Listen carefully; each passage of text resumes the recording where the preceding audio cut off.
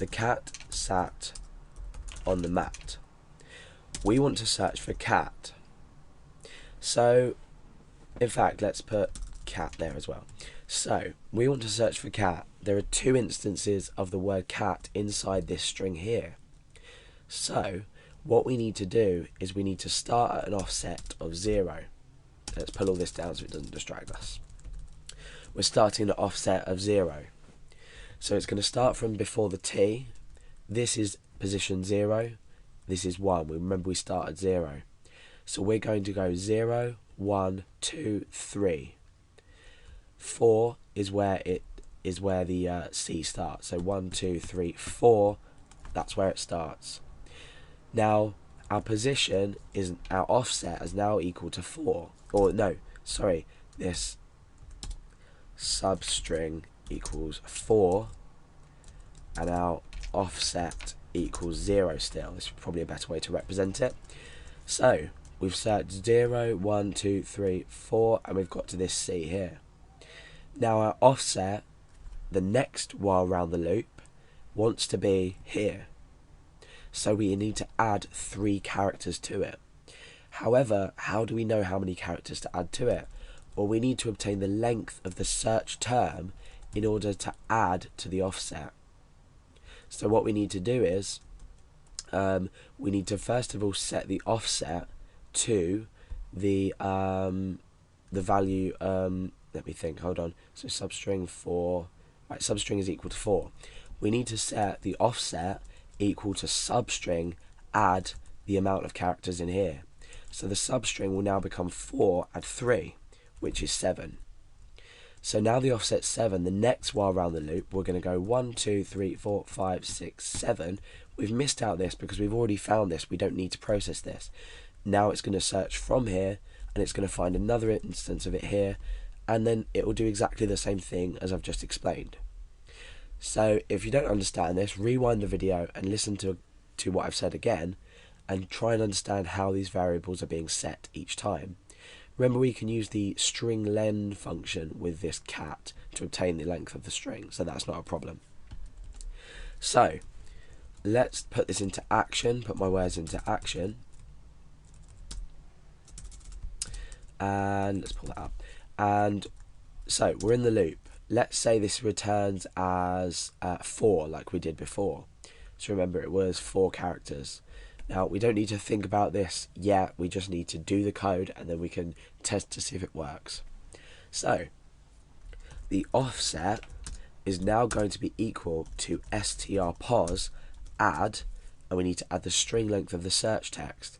So let's come down here and say search length equals strlen. This is going to return the length of the string in an integer. So search. Now what we do is just add that on. Okay.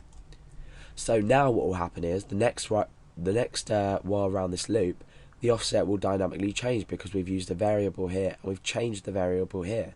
When we started at 0, each time around the loop, this is going to be dynamic and change. So let's echo this out each time. Put a line break on the end so we can test what we're doing. So the cat sat on the mat, or the cat sat on the cat. We're going to search for cat. We're replacing with, at the moment this doesn't matter because we haven't taken this into account in our program. So we click find and replace, and we'll return with 7 and 22. Now this has disappeared, but let's just retype it. Now let's double check that everything's right. So 1, 2, 3, 4, 5, 6, 7. Remember, we're starting now from there. We've already got the substring. In fact, let's echo the substring as well, or the string pos rather. Sorry. So echo str pos. This is this, which is changing. Remember, and we'll put a break on the end of that. So we're going to output the string position, then the offset, then the string position again, then the offset, because we've got 2 instances of cat. So search for cat, replace with monkey, find and replace.